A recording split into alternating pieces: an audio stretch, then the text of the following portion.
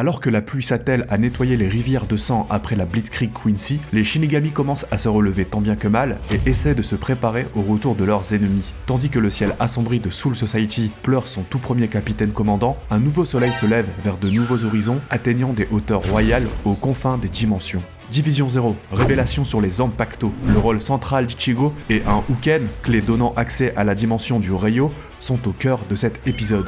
Et croyez-moi, j'ai beaucoup d'éléments intéressants à vous partager. Serait-ce le calme après la tempête ou les prémices de la plus grande bataille de tout Bleach? Bienvenue dans cette review de l'épisode 8 de Bleach Arc de la guerre sanglante millénaire, et ensemble nous allons disséquer les secrets et détails cachés, analyser ce qu'il s'y passe, ce que ça raconte, et enfin je vous donnerai mon ressenti en essayant d'être objectif malgré la hype évidente qui m'anime. Et le tout sans spoiler, sauf peut-être à la toute fin, mais je vous préviendrai. Si tu aimes mon contenu et ce genre de review, il t'appartient de me le faire savoir en déposant ton pouce bleu, en commentant et surtout en t'abonnant avec la cloche. Ces quelques clics prennent quelques secondes, mais ont une réelle utilité pour l'évolution de ma chaîne. Merci à celles et ceux qui le font à chaque fois, et à tous les autres qui le feront.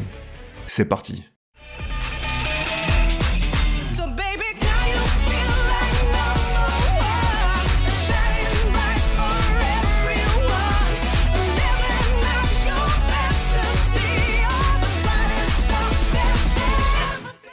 Comme chaque semaine, on va commencer avec un petit mot sur le passing puis sur le titre de l'épisode. Cet épisode adapte les chapitres 515 jusqu'au 519 du tome 68 et il ne restera qu'un tout petit chapitre à ce dernier. Ce qui veut dire que si on arrondit, en seulement 8 épisodes, cette nouvelle saison aura adapté déjà 4 tomes en flirtant avec la perfection. Certains pourront trouver que ça va trop vite et je peux comprendre leur ressenti. Après avoir attendu si longtemps, on aimerait que ça dure plus longtemps, mais personnellement j'estime que le rythme est très bon et parfaitement adapté aux standards de notre époque. Maintenant, un petit mot sur le titre, c'est également celui du chapitre 518, mais ce qu'il faut savoir surtout, c'est qu'il est une référence directe au chapitre 80 ainsi qu'au chapitre 84 dans lequel Ichigo et ses acolytes s'infiltraient dans le Ceretei par un moyen similaire grâce au clan Shiba, par un canon, d'où le nom. Et ici, le Zero Mix fait évidemment référence à une fameuse division.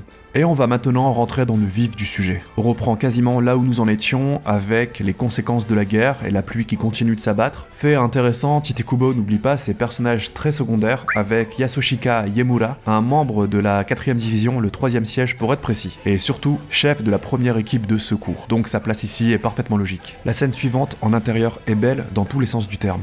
Visuellement c'est très beau, on n'a pas l'habitude de voir Soul Society sous la pluie et dans la nuit noire, et dans ce que ça raconte aussi, même si c'est très simple. En gros, ici, Unohana explique à Isane que le rôle et le devoir des soigneurs de la 4ème division, c'est pas de paniquer et de se faire tuer dans le feu de l'action, mais d'attendre qu'ils puissent intervenir afin de sauver le plus de blessés possible. Les morts sont morts, on ne peut pas les ramener à la vie, et eux et les soigneurs sont encore plus précieux finalement que les combattants après une bataille. C'est grâce à eux que les blessés ne meurent pas, c'est grâce à eux qu'ils arrêtent de souffrir, et c'est grâce à eux qu'une armée peut se relever. Et enfin, agir sous le coup de l'émotion nous fait commettre des erreurs, plus particulièrement dans une situation aussi critique. Et Unohana, fort de son expérience, car n'oubliez pas que hormis Yamamoto, c'est la capitaine la plus ancienne encore en poste, le sait très bien. Et Yamamoto, évidemment, lui aussi. D'où le fait que ce soit son dernier ordre, que la 4ème division, les soigneurs, restent cachés, restent dans leur quartier général jusqu'à la fin de la bataille. Sauf que ce qu'ils ne savaient pas, c'est que les pertes allaient être monstrueuses et que plusieurs capitaines allaient frôler la mort, dont un allait même véritablement mourir, et pas n'importe qui. Sans compter les milliers de morts chez les Shinigami de base. La scène de Kyuraku devant le précipice, devant l'immense cratère causé par Yuabak afin d'éliminer Yamamoto, est belle et très simple. Et ce qui est intéressant, c'est que dans le manga, j'arrivais pas à distinguer qui c'était véritablement. Et maintenant, on a notre réponse, c'était Shunsui, et ça fait le lien avec le flashback que nous avions eu de lui enfant et de Yamamoto lors de l'épisode 7. Ce trou, cet immense cratère noir dont on ne voit pas le fond, c'est la place béante que va laisser l'absence de Yamamoto.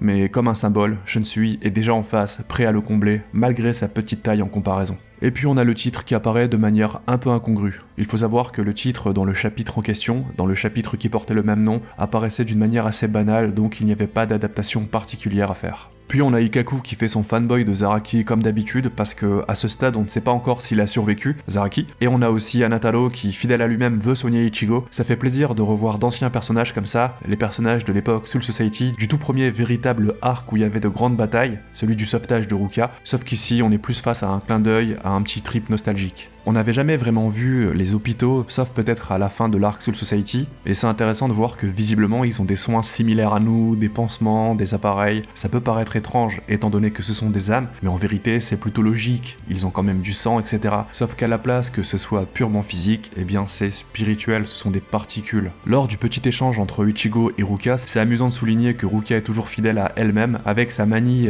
qui consiste à qualifier Ichigo de sot. Je relève aussi que sa doubleuse fait très bien la blesser sur un lit de mort en train de récupérer, avec une voix très faible. Et enfin, j'ai envie de préciser que dans le manga, à ce moment, Ichigo fait une tête un petit peu SD, un petit peu comique, alors que là, il garde un visage relativement sérieux, avec des proportions normales. Et ça, c'est un petit peu une ligne directrice pour toute cette saison, j'ai l'impression, et comme on l'avait vu dans une interview dans une autre vidéo, Tite Kubo lui-même a autorisé les équipes à supprimer les scènes d'humour qui auraient un petit peu cassé l'ambiance. Et c'est ce qu'on voit une fois de plus ici. Ça me fait un petit peu rire ensuite quand Hirako dit à Ichigo qu'il a quand même fait fuir le chef ennemi. Oui, enfin pas totalement non plus, il l'a occupé, et ensuite, comme je disais dans ma review précédente, c'est juste que le réveil de Yhwach a sonné, et donc il devait partir. Il a pas fui parce que Ichigo était trop fort, je ne crois pas. Si Yhwach avait pu rester plus longtemps, si Aizen, du coup, n'avait pas utilisé sa petite technique bizarre pour perturber la perception du temps de Yhwach, la Soul Society aurait pris cher et peut-être qu'il aurait pu capturer Ichigo. Cela dit, ce qui est vrai, c'est que si Ichigo n'avait pas voulu protéger Soul Society et protéger tout le monde donc, la situation aurait été bien pire. La séquence suivante avec Ruka qui parle à Hirako au sujet de Ichigo soulève un point important. Ruka est celle qui comprend le mieux Ichigo, je pense, en tout cas qui le connaît peut-être même le mieux et qui est capable de sonder son âme, de sonder ses sentiments. C'est la seule, je pense, à avoir capté que Ichigo était tourmenté non pas parce qu'il n'avait pas pu sauver tout le monde ou qu'il n'avait pas pu vaincre Yhwach, il est tourmenté à cause des révélations de ce dernier au sujet de sa mère et au sujet de ses véritables origines Quincy. Petit détail, lors de la petite réunion improvisée des capitaines face aux Zanpakuto de Yamamoto, si vous remarquez bien, ils ont tous des grosses cernes sous leurs yeux, car effectivement ils n'ont pas pu dormir et ils ont passé, je crois, la pire nuit de leur vie.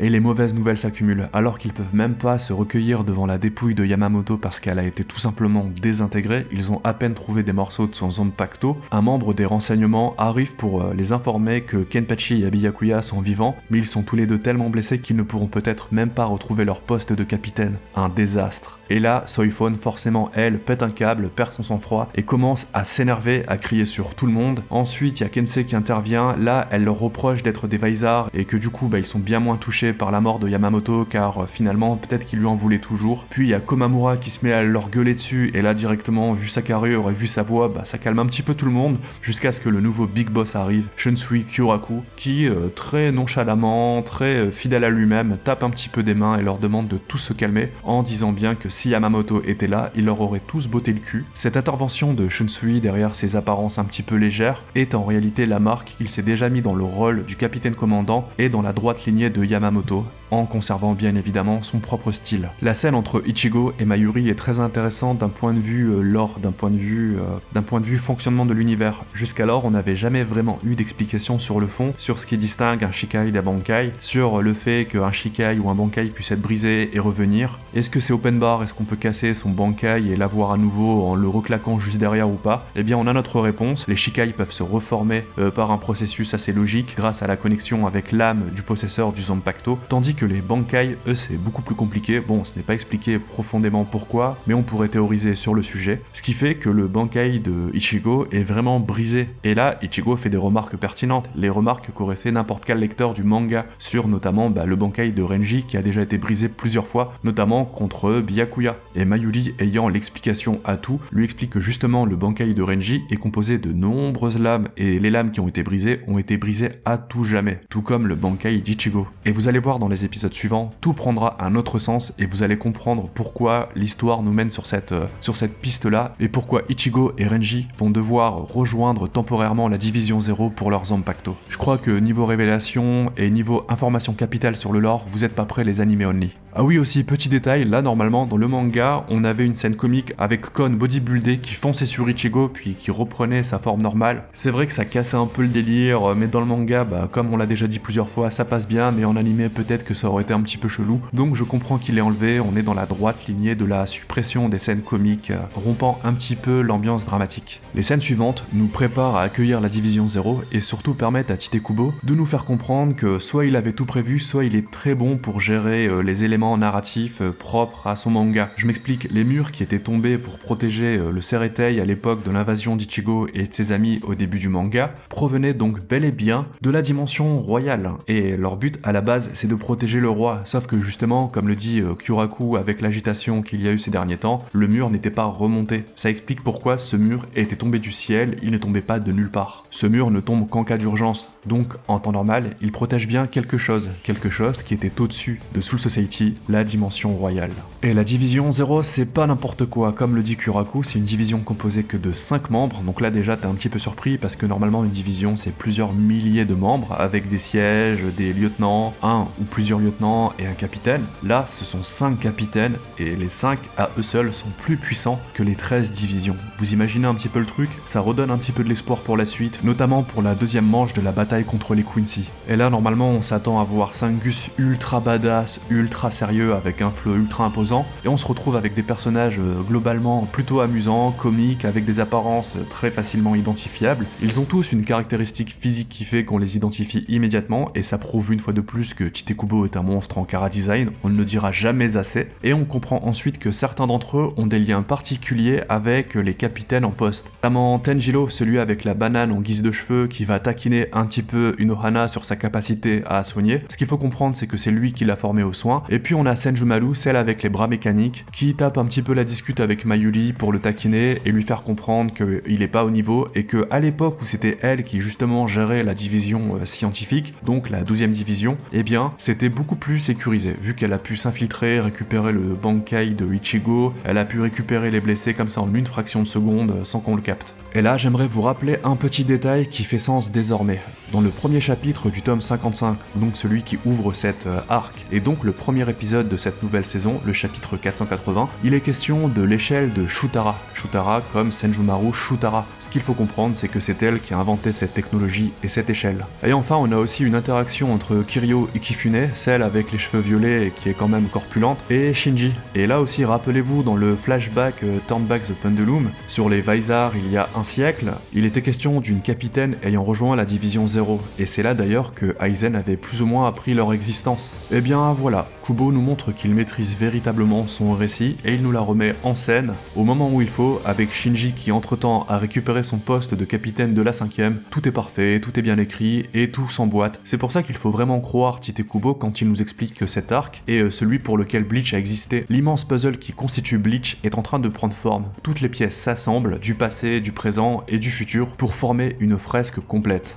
Donc ok, on nous expliquait qu'à E5 ils étaient plus puissants que les 13 divisions, mais ça nous est très rapidement prouvé avec la vitesse de Tenjiro qui va beaucoup trop vite pour Soifon alors que c'est censé être entre autres sa spécialité. On a aussi, comme on l'a vu, Shutara qui humilie un petit peu Mayuri, et voilà, ce n'est que ça. En gros, ce sont des capitaines, deux capitaines, ils sont un cran au-dessus. Et encore, vous n'avez rien vu. Et beaucoup se demandaient pourquoi la division 0 n'était pas intervenue contre Aizen et pourquoi elle n'est pas intervenue pendant que les Quincy foutaient le sbeul. Eh bien la réponse est toute simple, chacun son rôle, les 13 divisions de la cour doivent protéger le Ceretei et Soul Society, et eux, leur rôle c'est de protéger le palais royal et le roi. C'était tout simple et en vérité c'est assez logique. Et j'avais complètement oublié la scène comique avec Unohana qui pop depuis un écran projeté par le crâne de Kon. Franchement c'est rare que je rigole devant un animé, mais cet épisode est plutôt marrant et cette scène faisait partie des plus marrantes. Avec une nouvelle musique d'ailleurs, je crois, au ton un peu léger, un peu humoristique, comme quoi Shiro Sagisu est un génie pour faire des musiques épiques, donnant envie de se battre et accompagnant les grandes batailles, mais il est également très bon pour faire des musiques d'accompagnement un petit peu chill, un petit peu rigolote quoi. En gros, le but de cette scène, c'est de nous montrer que Unohana a confiance pleinement en Ichigo, et que Inoue, Chad et Unohana justement sont toujours en vie, parce que rappelez-vous, ça s'était terminé sur un cliffhanger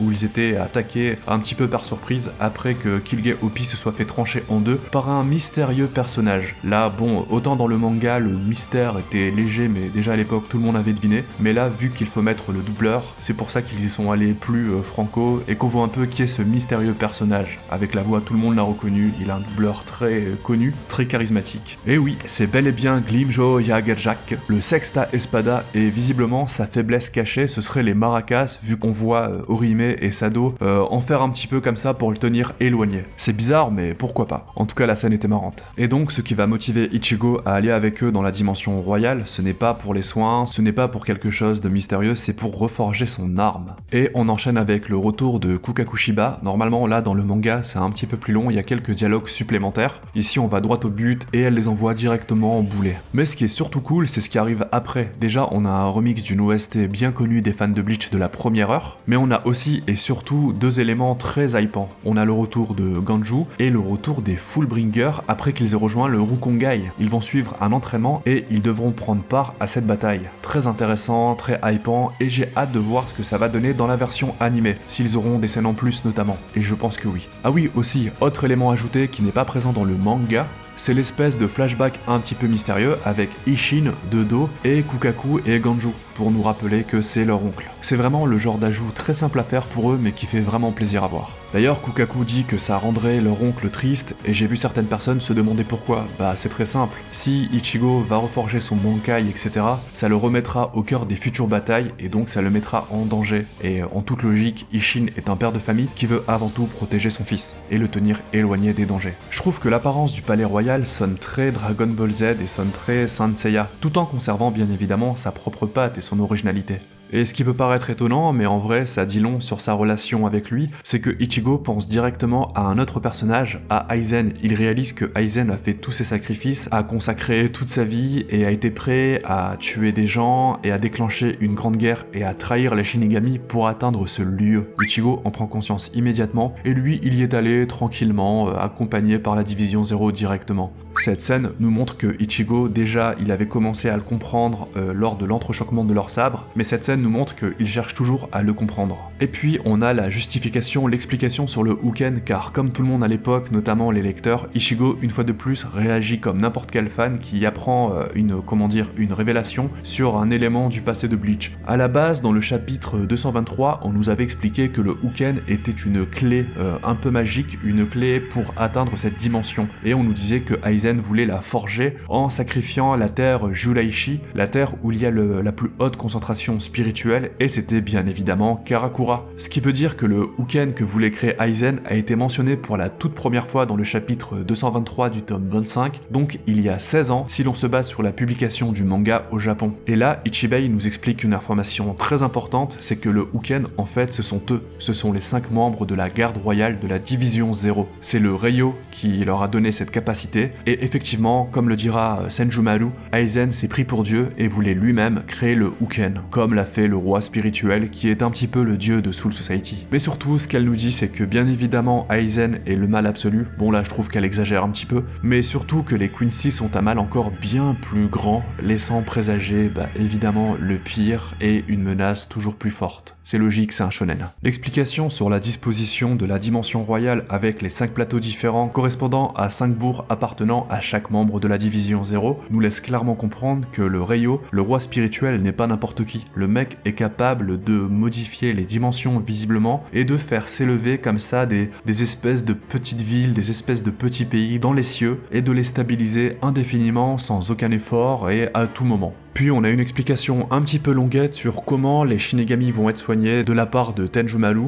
Je souligne juste qu'il y a le mot enfer dans les deux types de sources, c'est intéressant et là aussi ça donne envie de théoriser, mais pour l'instant je vais m'abstenir, je pense qu'en vérité il n'y a pas grand chose. Ah si, mention spéciale à Byakuya qui est balancé mais comme un sac de patates, c'est assez cocasse à voir, surtout Byakuya quoi, c'est pas n'importe qui. Et surtout, sachez les animés only que là vous avez manqué une scène exceptionnelle qui était très attendue de la part des lecteurs du manga, je parle bien évidemment des 2 pêches de Ruka, et oui, le boule de Ruka dépassait de l'eau et on avait Ichigo, le cul nu lui aussi, qui se retournait et le voyait. Je vous mets la casse pour le fun car vous ne la verrez jamais dans l'animé. Et oui. Comme quoi Tite Kubo il avait dit qu'il n'y aurait pas de censure mais... hein. Non mais je plaisante, s'ils ne l'ont pas mis, je pense que c'est par rapport à l'humour peut-être, ou peut-être que c'est une forme de censure, qui sait, allez savoir. Et puis l'épisode se termine, mais je sais pas vous mais moi je m'attendais pas du tout à ce que l'épisode se termine comme ça, avec une scène aussi banale, sans cliffhanger, et une simple présentation du personnage de Tenjiro avec sa carte rose. D'ailleurs, petite remarque aussi, l'ending est redevenu l'ending classique, on n'a plus les traits sanguinaires, c'était que pour l'épisode précédent, visiblement, pourquoi pas. Et cette fois-ci, il fallait rester jusqu'à la fin pour une grosse surprise. On voit Ichibei,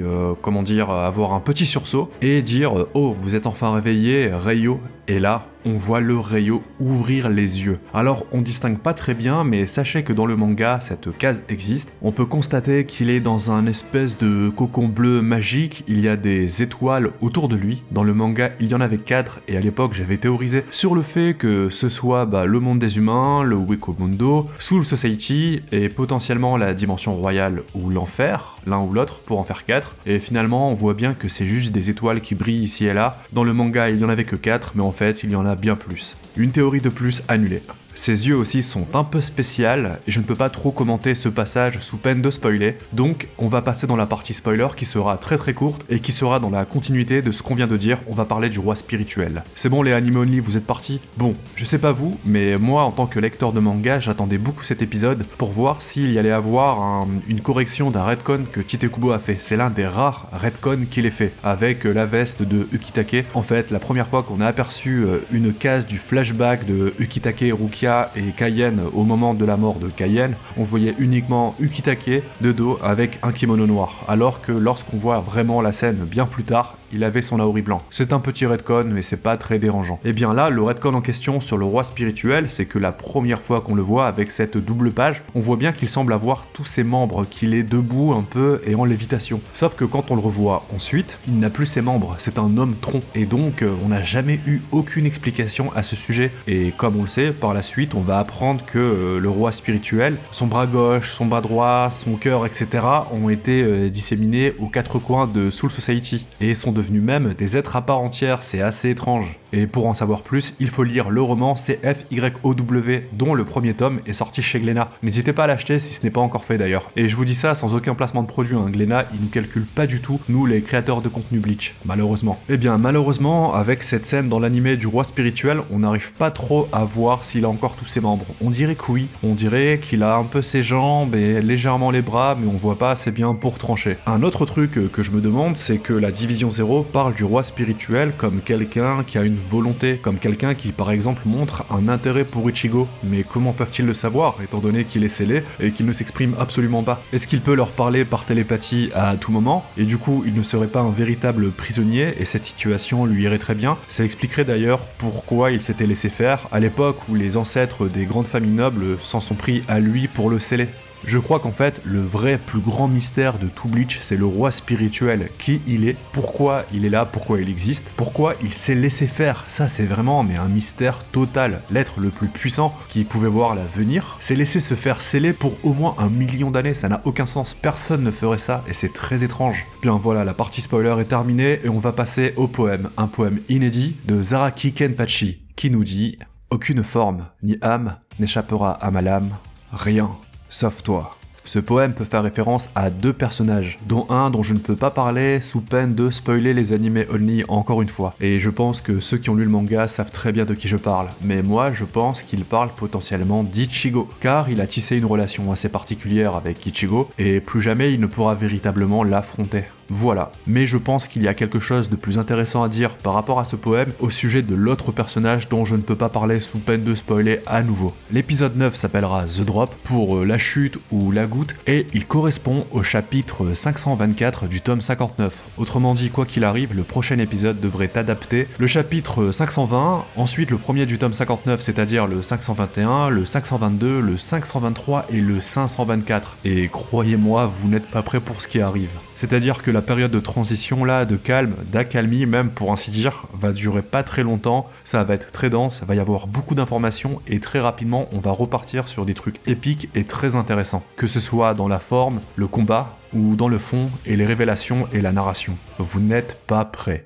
Et voilà, cette review est terminée, j'ai failli dire déjà mais non, elle a duré un petit peu longtemps. C'était forcément un épisode moins hypant, donc moi-même dans ma voix j'ai mis moins de hype. Excusez-moi, il n'y avait pas une scène où en fait Ichigo est tellement chaud que l'eau s'évapore et que, voilà, vous savez très bien de quoi je parle. Moi je vous dis à la semaine prochaine, enfin non, pas totalement vu que je vais continuer à sortir des vidéos durant toute la semaine. Et préparez-vous avec un premier concours sur Twitter et YouTube. N'oubliez pas de laisser votre commentaire pour me dire par exemple quel est le capitaine de la Division 0 que vous préférez et pourquoi. N'oubliez pas de vous abonner, de mettre la cloche et c'est très important, sinon ça ne sert presque à rien de s'abonner, de mettre votre j'aime, ça aussi c'est important. Et moi je vous dis à la prochaine, ciao.